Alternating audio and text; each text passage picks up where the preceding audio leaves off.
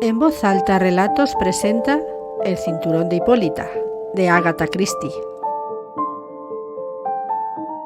Una nueva aventura de Hércules Poirot.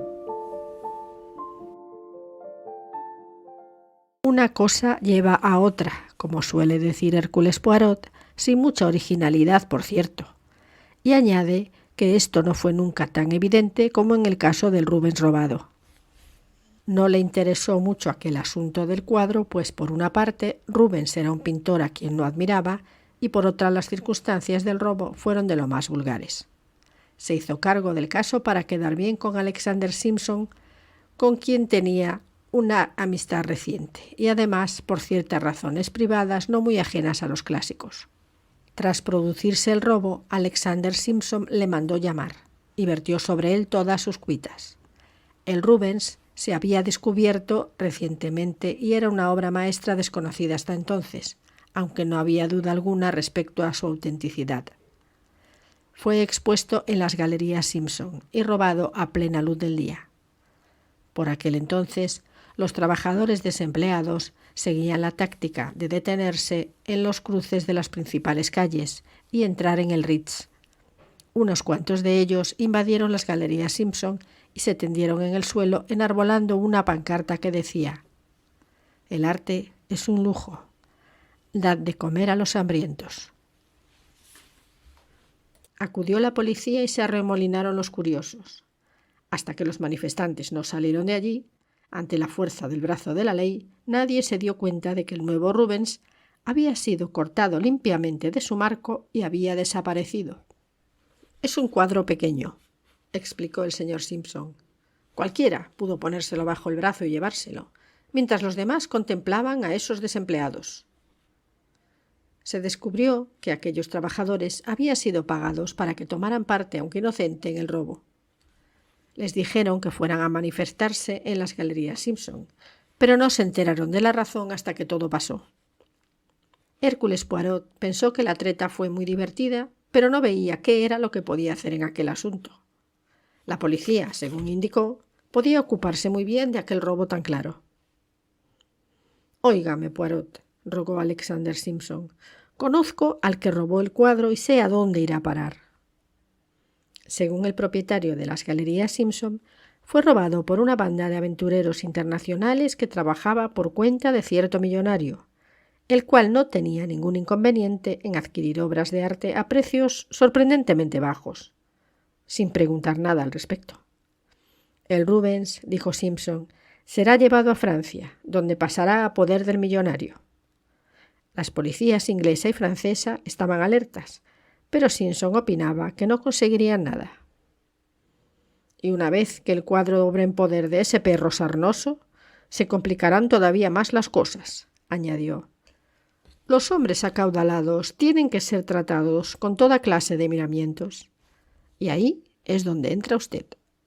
La situación se volverá de una delicadeza extrema y usted es el hombre apropiado». Por último, sin ningún entusiasmo, Poirot se vio obligado a aceptar la tarea. Convino en salir inmediatamente para Francia. No tenía gran interés por la misión que lo llevaba, pero gracias a ella se vio mezclado en el caso de la colegiala desaparecida, el cual sí que le interesó en alto grado. Se enteró del caso por el inspector jefe Japp, que fue a visitarle en el preciso instante en que Poirot daba su conformidad al equipaje que acababa de hacerle George. «Ah», dijo Japp, «por lo visto se va usted a Francia, ¿verdad?» «Mon chéri», replicó Poirot, «están ustedes increíblemente bien informados en Scotland Yard». Japp rió por lo bajo. «Tenemos bien montado nuestro espionaje. Simpson le encargó de este asunto del Rubens. Parece que no se fía de nosotros. En fin, eso no tiene importancia. Lo que quiero que haga usted es algo completamente diferente. Ya que va usted a París, pensé que muy bien podía matar dos pájaros de un tiro. El detective inspector Hearn ha ido allí para cooperar con los franceses. ¿Conoce usted a Hearn? Es un buen muchacho, aunque quizás poco imaginativo. Me gustaría conocer su opinión sobre el caso». «¿Y de qué caso está hablando?» «Ha desaparecido una muchacha. La noticia saldrá esta noche en los periódicos. Parece que la han raptado. Es hija de un canónigo de Cranchester y se llama King, Winnie King. Continuó relatando la historia.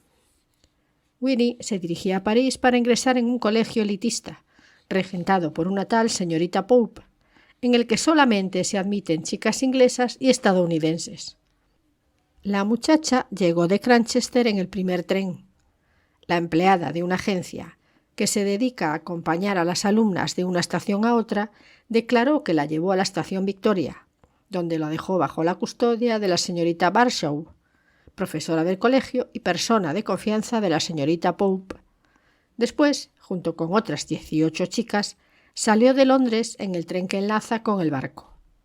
19 muchachas cruzaron el Canal de la Mancha, pasaron la aduana de Calais y subieron al tren de París, en cuyo coche-restaurante comieron. Pero poco antes de llegar a París, la señorita Barshaw las contó y descubrió que solo eran 18. «Ajá», dijo Poirot. «¿Se detuvo el convoy en algún sitio?» Paró en Amiens, pero entonces estaban todas en el restaurante y las demás chicas aseguraron taxativamente que Winnie estaba con ellas. La perdieron, por decirlo así, cuando volvieron a su departamento. O sea, que no entró en el que compartía con otras 5 muchachas. Estas no sospecharon nada. Se figuraron tan solo que se habría quedado en alguno de los otros departamentos reservados. Poirot asintió. Por lo tanto, ¿cuándo la vieron por última vez exactamente? Unos 10 minutos después de que el tren saliera de Amiens. Japp tosió con modestia. Fue vista por última vez cuando entraba en el tocador de señoras. Muy natural, murmuró Poirot. ¿No hay nada más? Sí, una cosa. Japp tenía el entrecejo fruncido. Encontraron su sombrero al lado de la vía, en un lugar situado aproximadamente a 14 millas de Amiens. ¿Pero no se encontró el cuerpo? No, no lo encontraron. ¿Y qué piensa usted de ello?, preguntó Poirot. Es difícil saber qué es lo que ha de pensar uno. Puesto que no hay trazas de su cuerpo, es que no se cayó del tren. ¿Se detuvo el convoy en alguna ocasión después de salir de Amiens? No, disminuyó la marcha una vez por una señal, pero no se detuvo. Dudo que aflojara lo bastante para permitir que alguien saltara sin lastimarse. ¿Piensa usted que a la chica le entró miedo y trató de escapar? Era la primera salida de casa y pudo sentir nostalgia, eso es cierto, pero de todas formas tiene 15 años y medio, una edad en la que se tiene bastante sensatez y además durante todo el viaje demostró muy buen humor y estuvo hablando por los codos. ¿Registraron el tren?, preguntó Poirot. Sí, buscaron por todo él antes de que llegara a la estación del norte. La chica no estaba en el tren, de eso puede estar seguro. Y Japp añadió con acento desilusionado. Se volatilizó en el aire. Esto no tiene sentido, monsieur Poirot. Es cosa de locos. ¿Qué tipo de muchacha era? Común y corriente. Por lo que he podido sacar en limpio, era una chica de lo más normal. Quiero decir, ¿qué aspecto tenía? Aquí llevo una instantánea de ella. No es ninguna belleza en ciernes. Entregó la fotografía a Poirot y éste la estudió en silencio. Era de una muchacha larguirucha con el pelo peinado en 2 flojas trenzas. Se apreciaba claramente que era una instantánea y que la chica había sido fotografiada sin que se diese cuenta de ello. Mordía una manzana con la boca abierta, mostrando unos dientes saltones a los que llevaba sujetos correctores dentales. Usaba gafas. Una muchacha de aspecto corriente, comentó Japp. Pero a esa edad todas lo son. Hace unos días estuve en el dentista. En una revista vi una fotografía de Marcia Gaunt, la belleza de moda. La recuerdo cuando tenía 15 años. Estuve en el castillo que posee su familia con motivo de aquel robo del que fueron víctimas. Pecosa, desgarbada, con los dientes salidos y los cabellos largos y lacios. De la noche a la mañana se convirtió en una belleza. No sé cómo lo hacen. Es como un milagro. Poirot sonrió. El sexo femenino es algo milagroso, dijo. ¿Y qué me cuenta acerca de la familia de la niña? ¿No le han relatado alguna cosa que pueda ser de utilidad? Japp sacudió la cabeza. Nada que pueda ayudarnos. La madre está enferma y el pobre canónigo King moralmente deshecho. Aseguran que la muchacha estaba entusiasmada con su viaje a París, que ansiaba irse. Quería estudiar música y pintura.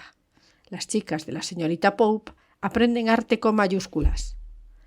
Tal vez sabrá usted que ese colegio es muy conocido. Estudian allí muchachas de la buena sociedad. La señorita Pope es muy rígida y exigente. Cobra unas cantidades muy altas y elige cuidadosamente a las pupilas que toma bajo su cuidado. Poirot suspiró. Ya conozco ese tipo. ¿Y respecto a la señorita Barshaw, la que vino a recoger a las niñas? No es ningún cráneo privilegiado. Tiene un miedo atroz a que la señorita Pope la culpe de lo que ha pasado. El detective belga preguntó con tono pensativo. ¿No hay ningún joven en el caso? Japp hizo un gesto señalando la fotografía. ¿Tiene aspecto de eso? No, no lo tiene. Pero a pesar de su apariencia física, puede tener un corazón romántico. 15 años es una buena edad. Está bien, comentó Japp. Si fue el corazón romántico lo que la hizo desaparecer del tren, estoy dispuesto a leer desde ahora novelas rosas escritas por mujeres. Miró esperanzado a Poirot. No le extraña nada, ¿eh? El detective sacudió lentamente la cabeza. ¿Por casualidad no encontraron también sus zapatos junto a la mía?, preguntó. Los zapatos, ¿no? ¿Por qué los zapatos? Era solo una idea, murmuró Hércules Poirot. Monsieur Poirot se disponía a salir para tomar un taxi que le conduciría a la estación cuando sonó el timbre del teléfono.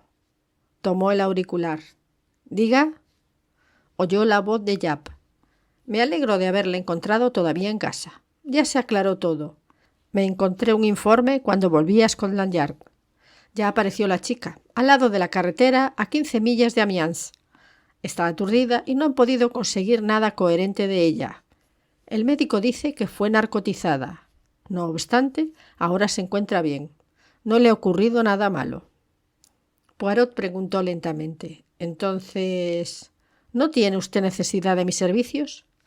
Me temo que no. Bueno, siento mucho haberle molestado. Japp soltó una carcajada y cortó la comunicación. Poirot no rió. Poco a poco volvió a colocar el auricular en su sitio. Tenía en la cara una expresión preocupada. El detective Hearn miró a Poirot con curiosidad. No sabía que tuviera usted tanto interés por este caso, dijo. Le advirtió el inspector jefe Japp que yo hablaría con usted al respecto, ¿verdad? Hearn asintió. Me dijo que vendría usted para cuidarse de otras cosas y que nos echaría una mano en este rompecabezas. Pero ya no le esperaba ahora, cuando todo se ha resuelto. Creí que estaría trabajando en sus propios asuntos. Mis asuntos pueden esperar. Lo que me interesa es este caso. Lo calificó usted de rompecabezas y ha dicho que ya está resuelto. Pero me parece que el problema sigue siendo el mismo. Bueno, señor, hemos encontrado a la muchacha y no está herida ni ha sido maltratada. Eso es lo principal. Pero no resuelve la cuestión de cómo ni por qué la encontraron, ¿verdad? ¿Qué es lo que dice ella? ¿La ha reconocido un médico? ¿Qué opina? Que la narcotizaron. Todavía no se ha repuesto del todo y por lo visto no recuerda casi nada de lo que le ocurrió después de salir de Cranchester. Parece como si todo ello le hubiera sido borrado de la memoria. El médico cree que posiblemente hubo una ligera contusión. Tiene un chichón en la parte posterior de la cabeza, lo que pudo ocasionarle una completa pérdida de la memoria. Lo cual resulta muy conveniente para alguien, murmuró Poirot. El inspector Hearn replicó con acento dubitativo. ¿Cree usted que la chica nos oculta algo, señor? ¿Lo cree usted? No, estoy seguro de que no. Es una buena chica. Tal vez demasiado infantil para su edad. No, no está disimulando. Poirot sacudió la cabeza. Pero me gustaría saber cómo salió del tren. Necesito conocer al responsable de ello y enterarme de por qué lo hizo. En cuanto a esto último, parece aceptable que fue un intento de rapto, señor. Querían retenerla para pedir rescate. Pero no lo hicieron. Perdieron la cabeza cuando vieron la polvareda que se levantaba con el asunto y se apresuraron a dejarla al lado de la carretera. Poirot preguntó escéptico: ¿y qué rescate esperaban conseguir de un canónigo de la catedral de Cranchester? Los dignatarios de la iglesia anglicana no son potentados. El inspector Hearn comentó alegremente: en mi opinión ha sido una chapuza hecha por gente inexperta. Ah, esa es su opinión. Hearn se sonrojó. ¿Cuál es la suya?, preguntó. Quiero saber a ciencia cierta cómo salió del tren. La cara del oficial se ensombreció. Ese sí que es un verdadero misterio. Estuvo en el coche-restaurante charlando con las otras chicas y 5 minutos después se desvaneció, como en un juego de manos. Eso es como por arte de magia. ¿Quién más iba en el coche donde reservó los departamentos la señorita Pope? El inspector Hearn asintió. Es un buen detalle, señor, muy importante, porque precisamente era el último coche del tren y tan pronto como volvió la gente del restaurante cerraron las puertas de comunicación entre los vagones. Lo hacen con objeto de que los pasajeros no se agolpen pidiendo té antes de limpiarlo todo después de las comidas. Winnie King volvió a su coche con las demás. El colegio había reservado 3 departamentos. ¿Y quién ocupaba los restantes departamentos de aquel vagón? Hearn sacó su libro de notas. La señorita Jordan y la señorita Butters, 2 solteronas de mediana edad que iban a Suiza. Nada de particular respecto a estas 2, altamente respetables y muy conocidas en Hampshire, de donde provenían. 2 viajantes de comercio franceses, uno de Lyon y otro de París. Personas honorables ambos. Un joven llamado James Elliot y su esposa. Vaya señorita decorativa. El chico no tiene muy buena reputación. La policía sospecha que ha intervenido en algunas transacciones bastante dudosas, pero nunca se dedicó a raptar niños. Sea como fuere, se registró cuidadosamente su departamento, aunque no se encontraba nada en el equipaje que indicara su participación en el asunto. Al fin y al cabo, no sé de qué manera tenían que haberlo hecho. Además de los nombrados, estaba también una señora estadounidense, la señora Van Swider, que se iba a París. Aunque nada sabemos de ella, su aspecto no era sospechoso. Y esto era todo. ¿Se comprobó definitivamente que el tren no se detuvo antes de salir de Amiens?, preguntó Poirot. No paró en ningún sitio. Aflojó la marcha en una ocasión, pero no lo suficiente para permitir que alguien saltara a la vía, a menos que se lastimara y a riesgo de matarse. Hércules murmuró: eso es lo que hace el problema tan interesante. La alumna se esfumó tan pronto como salieron de Amiens y reapareció justamente en las afueras de esa población. ¿Dónde estuvo entre tanto? El inspector Hearn se encogió de hombros. No tiene sentido. Y a propósito, me dijeron que preguntó usted acerca de unos zapatos, los de la muchacha. Llevaba los suyos cuando la encontraron, pero un empleado del ferrocarril encontró un par de ellos en la vía. Se los llevó a casa, pues parecían estar en buen estado. Zapatos recios y negros. «Ah», suspiró Poirot, como si sintiera un repentino alivio. El policía preguntó con curiosidad: «No comprendo el significado de los zapatos, señor». «Vienen a confirmar una teoría», replicó Poirot. «Una teoría acerca de cómo se llevó a cabo el juego de manos». El colegio de la señorita Pope, como muchos otros de su clase, estaba situado en Neuilly. Mientras contemplaba su respetable fachada, Hércules Poirot se vio envuelto por una ola de muchachas que salían por sus portales. Contó 25 de ellas. Todas vestían uniforme de color azul oscuro y llevaban en la mano sombreritos ingleses de terciopelo de igual color, cuya banda ostentaba el distintivo púrpura y oro que la señorita Pope había elegido para su colegio. Las edades oscilaban entre los 14 y los 18 años. Los tipos eran de lo más variado: flacas, gordas, rubias, morenas, larguiruchas y garbosas. Al final, acompañada por una de las más jóvenes, venía una mujer de cabellos grises y aspecto inquieto que, según juzgó Poirot, debía ser la señorita Barshaw. El detective se quedó mirando cómo se alejaban las muchachas y luego apretó el botón del timbre y preguntó por la señorita Pope.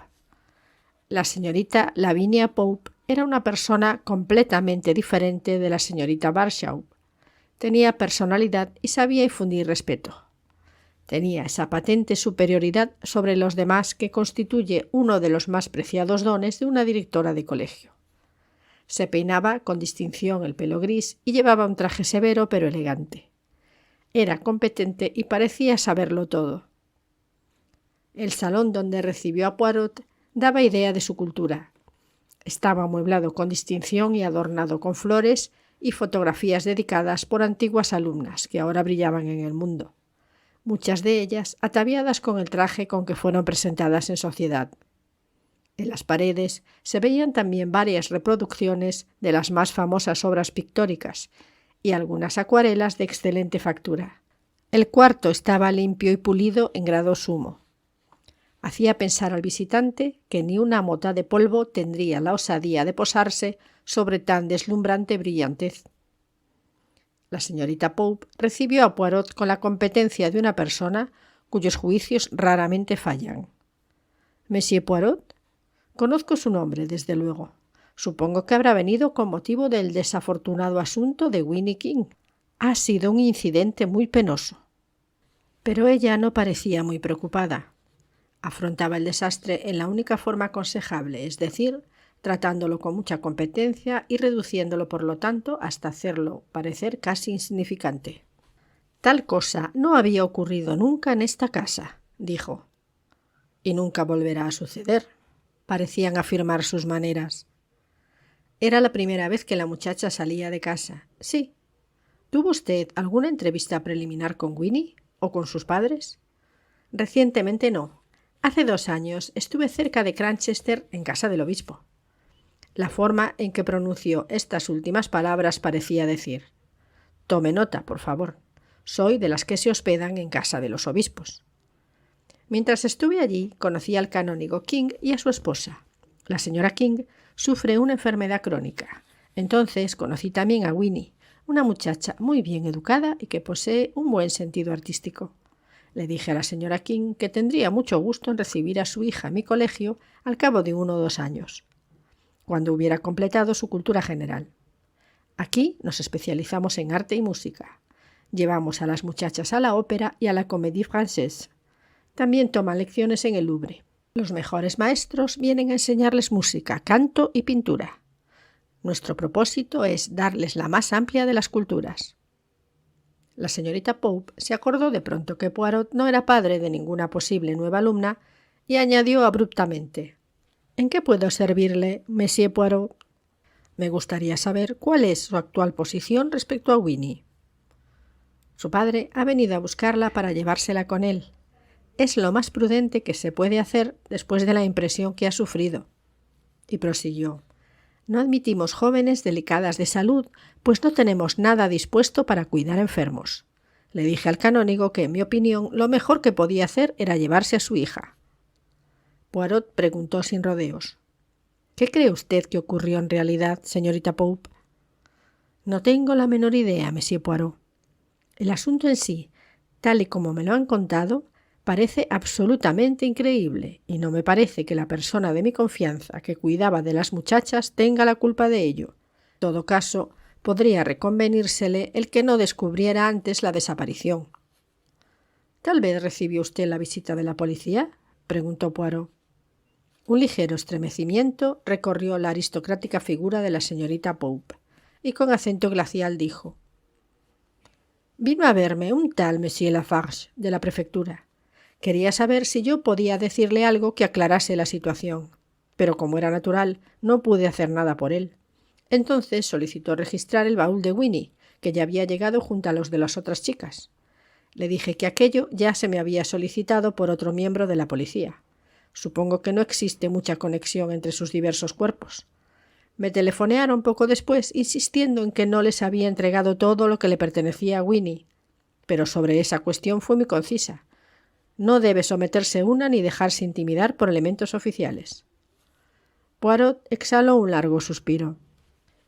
«Tiene usted un carácter animoso. La admiro por ello, mademoiselle.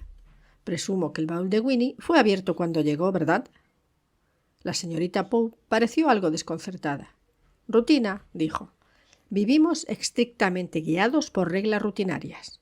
Los baúles de las muchachas se abren cuando llegan y sus cosas se guardan en la forma que tengo establecida de antemano. Todas las cosas de Winnie se sacaron junto con lo de sus compañeras. Como es lógico, después se volvió a guardar en el baúl para entregarlo tal y como llegó». «¿Tal y como llegó exactamente?» Poirot se levantó y fue hacia una de las paredes. «Posiblemente», dijo. «Esta es una vista del famoso puente de Cranchester con la catedral al fondo». «Está usted en lo cierto, señor Poirot. Winnie lo pintó con la intención evidente de traerlo y darme una sorpresa.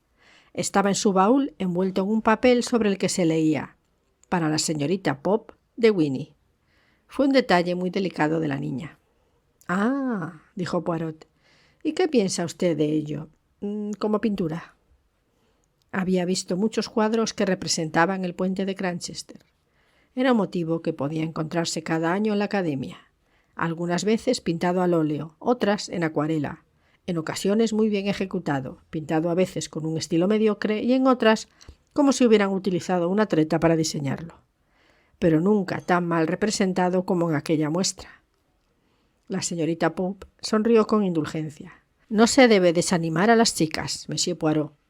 A Winnie hay que estimularla para que trabaje mejor, desde luego». El detective comentó penosamente. Hubiera sido más lógico para ella pintar una acuarela, ¿n'est-ce pas? «Sí, no sabía que pintara al óleo». «Ah», exclamó Poirot. «¿Me permite, señorita?» Descolgó el cuadro y lo llevó hasta la ventana. Lo examinó y luego, levantando la vista, observó: «Le voy a rogar, señorita, que me regale este cuadro».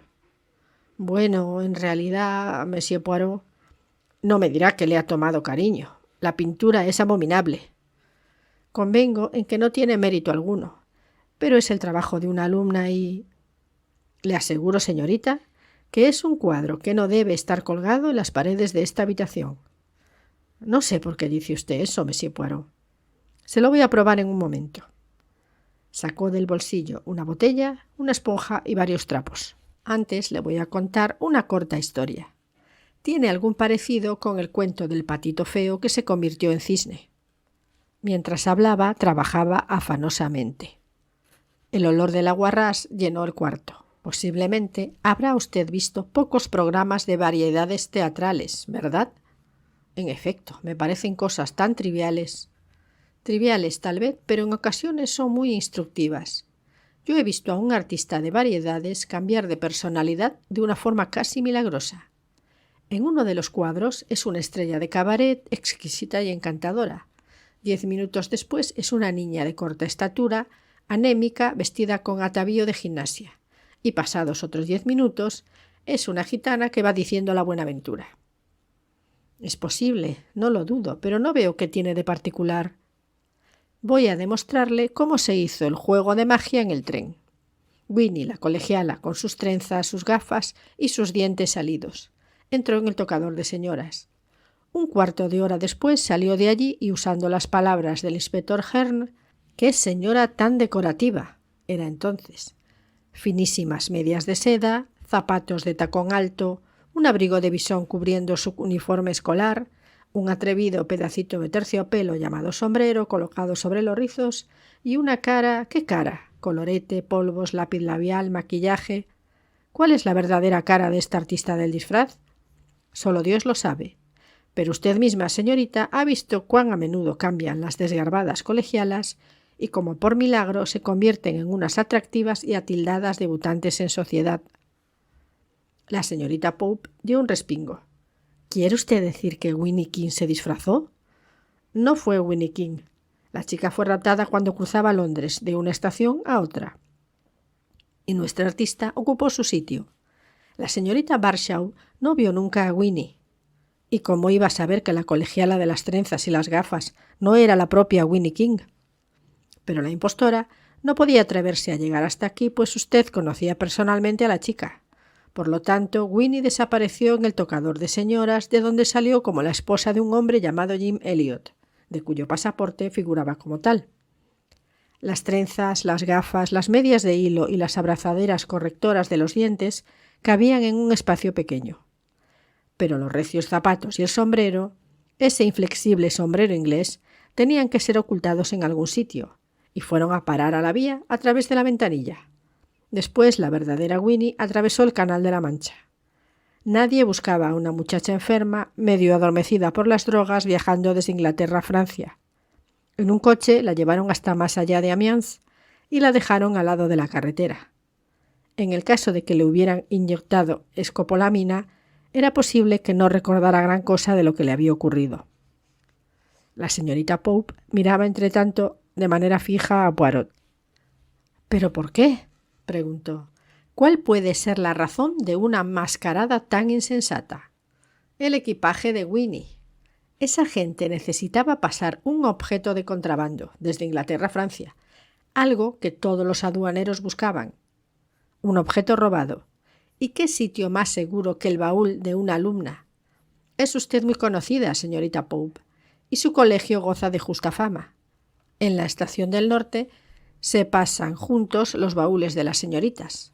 Las pequeñas pensionistas pertenecen a la conocidísima escuela inglesa de la señorita Pope, y luego, tras el rapto, ¿qué más natural que enviar a recoger el equipaje de la niña, diciendo que lo reclaman de la prefectura? Hércules Poirot sonrió. Mas, por fortuna, existía la rutina de abrir los baúles cuando llegaban al colegio, y aquí apareció un regalo que Winnie le destinaba a usted. Pero no era el mismo regalo que la muchacha puso en el baúl antes de salir de Cranchester.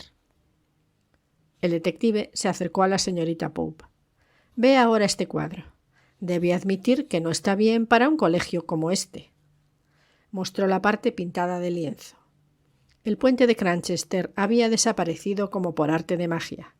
En su lugar se veía una escena mitológica pintada con colores vivos y tonos profundos. «El cinturón de Hipólita», explicó Poirot suavemente. Hipólita dando su cinturón a Hércules, pintado por Rubens. Una obra maestra, mais tout de même, no muy conveniente para su salón.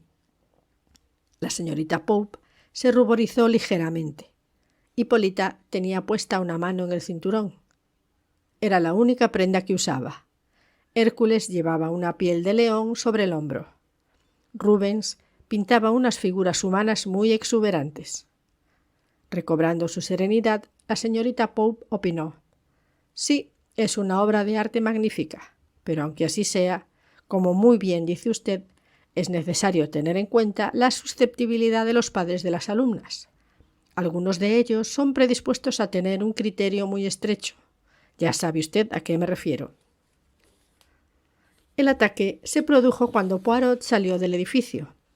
Se vio rodeado, desbordado y abrumado por una masa de muchachas flacas, morenas, rubias. «Dios mío», murmuró para sí mismo, «este sí que es el ataque de las amazonas». Una muchacha rubia y espigada gritó: «¿Nos han dicho que...?» Estrecharon el cerco. Hércules Poirot no pudo escapar. Desapareció tragado por una ola de joven y vigorosa feminidad. 25 voces se levantaron en varios tonos, pero todas pronunciaron la misma y trascendental frase: «Monsieur Poirot, ¿quiere firmar en mi libro de autógrafos?».